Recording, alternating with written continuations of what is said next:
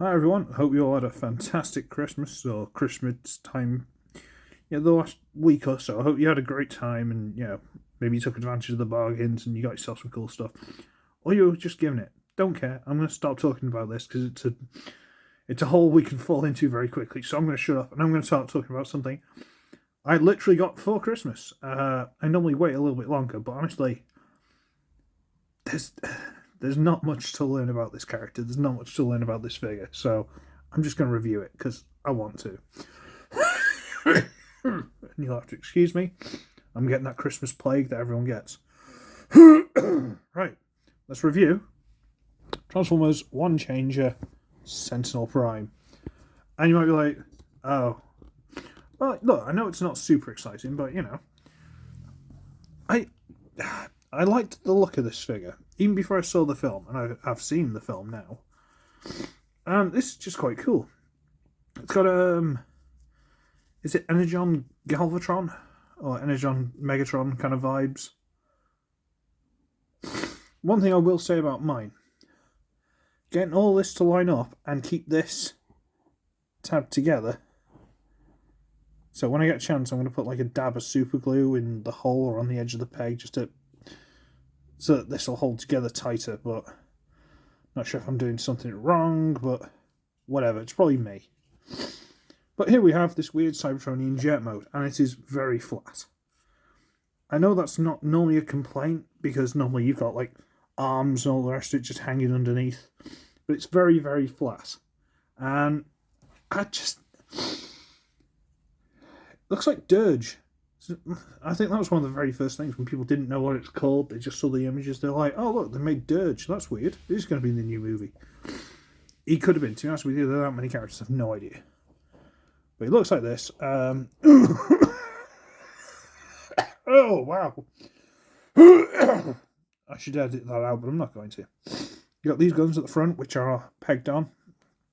Pegged all. So you can roll. So you can fly over the top and shoot down at people. Got these guns at the front that actually peg in there. Sorry, so you can take those out. This thing, which I don't really like. I don't know if these bits on top are supposed to be like a turret. Like really long barreled turret. So maybe that's supposed to be shooting backwards. And these look like they're moulded in guns as well. So he's got all the guns. 1, 2, 3, 4, 5, 6, 7, 8. Possibly 10 if you count these. All the guns. He looks alright. We've seen worse. Are these supposed to be the engines? Because they're kind of pointing diagonally, but whatever. It's fine. These could be engines. There you go. Maybe they all are. Who knows? Size comparison. God, my throat. Oh, right. 86 Blur. So yeah, he's not big, is he? You think about it, he's not that big at all. Transform him. Okay. First of all, we're going to take this piece off. And you can have it like that if you prefer. Okay. And now we need to lift up these. There we go. And there's a swivel here. See where those holes are? I'm going to swivel that out of the way. Lift up. Come on. And swivel out of the way. You can at the same time take this. See these guns? They've got a hinge built into them. That's quite clever. You can just hinge those over. So they take up less space. That's cool. And now this piece is locked into this piece. So you need to get this piece loose. Which it doesn't want to do. Give me a second. Sorry, I'm going to keep coughing. I do apologise.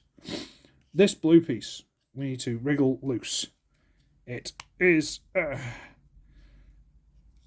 of what locks a lot of the body together. But if this is loose, that means we should, hopefully, be able to... Alright, I'm just going to disconnect this here. There's that tab that goes into the front of this piece. And we'll disconnect that and straighten it all the way out. Comes this side, disconnect there, and straighten all the way out. This piece is what this piece sits into, okay? So we'll get those out and we'll straighten them, and they do lock into place to stay straight, but that's the knee, so I don't know why. go under here, and where that big pin is, I'm going to rotate this out. That's the foot, and close that in and straighten out. That's a leg. Alright, we're looking at it from the back. We'll turn it over. There we go. So we'll straighten the leg out, bring the foot out, close that in, and rotate it straight. And those are the legs. And they're actually quite nice. They look quite solid. Okay. We are going to split the entire nose cone, because they are the arms going straight up in the air like you just don't care. So there. We'll lift this blue piece up on a dreaded double hinge. See that there? I need to get used to this new filming setup. Sorry, kids. Right. Double hinge. And then we'll get this black piece that's sticking out, rotate it all the way through, which will bring the head with, and it'll peg it into the body there, the little belly button. Click. Now I bring this up, and it goes straight back in. These little tabs here go to slots there. Don't hold that well. I wish they'd hold a little better, but there you go. Then you adjust the wings and bring them down on the back however you like. They do fold down quite nicely. Okay, now the arms.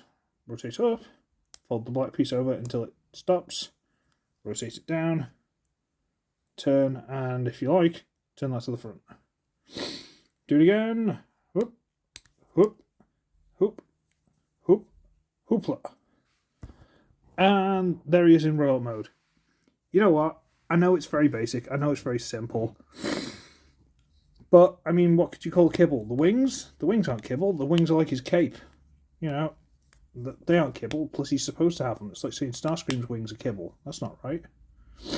You know, the guns on the shoulders. No. I can't remember if he has them in the show. I think he does. I don't think they're that big. I think he's overcompensating here. But the show, the film. The shield you can plug into the arm. You can only plug on this side because there's only one hole there. On this side, there's a piece that covers that hole in the vehicle mode. So it can only go on his left arm. So if this gets reversed for some reason, it's his left arm. And there's the head. Yeah, he's a smarmy little backstabber, isn't he? Little proto-Starscream that he is. Yeah, I quite like it. I'm not going to lie, I do quite like him. What can I say? He's not very complicated. He's not very awkward or anything like that. And let's get into Speedier Blur. Not that big. Not that big at all. But he's cool. He just seems, he's fun. I like the little legs where the feet are barely visible, but